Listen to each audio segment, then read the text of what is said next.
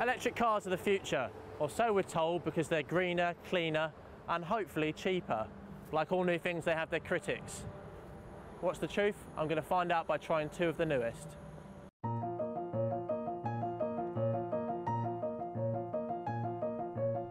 So the first car I'm going to try today is the Renault Fluence. This is an adaptation of an ordinary car. What's extraordinary is the fact that you save money up front by leasing the batteries. So the interior of this one, the Fluence, it's very very normal. It's in fact quite similar to my Ford Focus that I normally drive. It's quite plasticky, to be honest with you, but perfectly nice. It's a 5-seater, so it's sort of Focus Golf size, so it is a genuine family car. The obvious downside from a family point of view is when you see the boot. Someone with a young family is you've got half the boot space, which is a bit of a downer.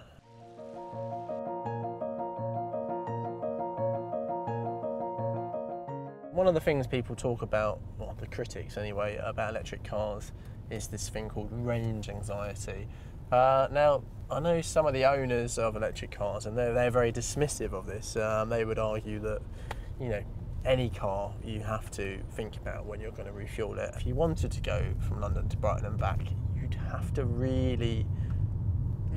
be an incredibly smooth, efficient driver. You have to brake very gently and all the rest of it. I do think that is still a problem. This is still a car that, dare I say it, needs a second car, or at least someone very committed and willing to take the train or rent a car even for those longer journeys.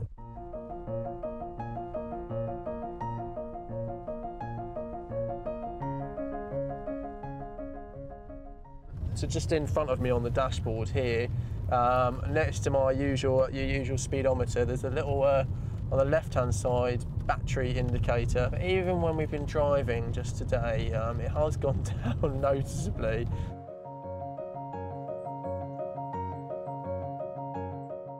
So I've been driving the Renault Fluence around now for a few hours in central London, and what's telling is that no one's noticed me. No one said, look, there's an electric car, because it just doesn't look like one. There's no indication. The only way anyone would know is the fact that it's silent.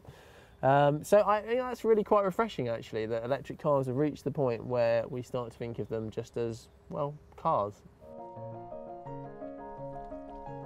So I've pretty much run the Fluence dry, so now it's time to try the Vauxhall Ampera.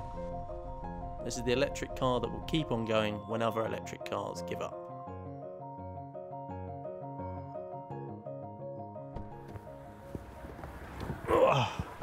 Right, so here I am in the Vauxhall Ampera, which, let's face it, it's a lot nicer inside. It's a much racier, sportier look, and it's also got this highly amusing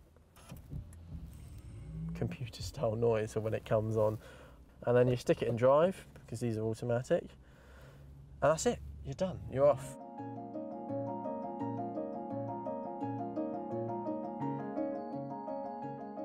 The thing about the Ampera is you've got this battery which lasts about 25 to 50 miles, and then when that runs out, which it invariably does, the petrol engine kicks in, and that actually powers the electric motor. So that's why Vauxhall say it's an electric car, not a hybrid, because the electric motor is always turning the wheels.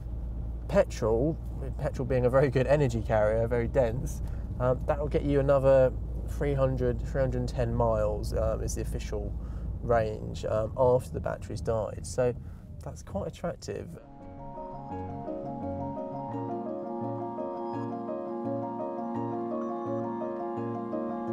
So one of the things I've noticed on a lot of these electric cars is they like having their sort of computer games on the dashboard, whereby you get some sort of reward for driving more efficiently.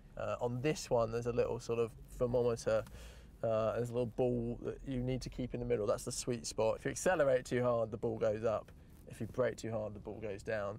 And it's kind of satisfying. I've been driving both these cars for several hours now, so it's time for me to plug in and charge up.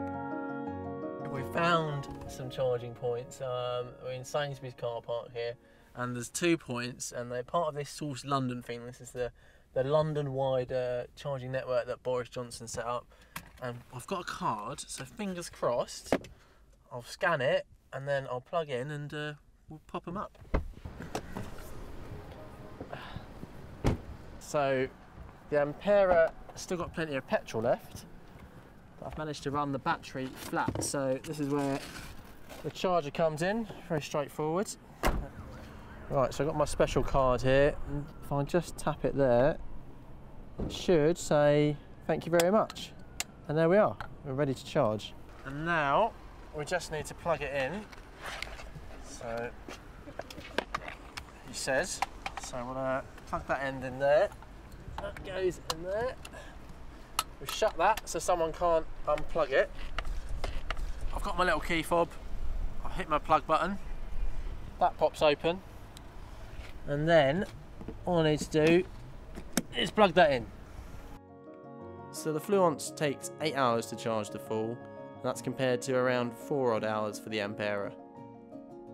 So now I have both my cars charging. I've got 2 hours, which will give me ample battery to get home, and then I can charge this one up and breathe a sigh of relief.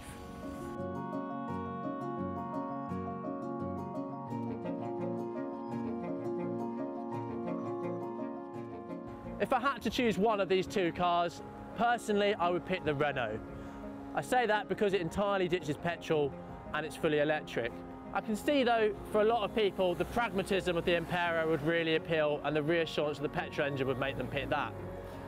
Now, as to the big question of whether electric cars are the future, well, they have to be, because the climate depends on it.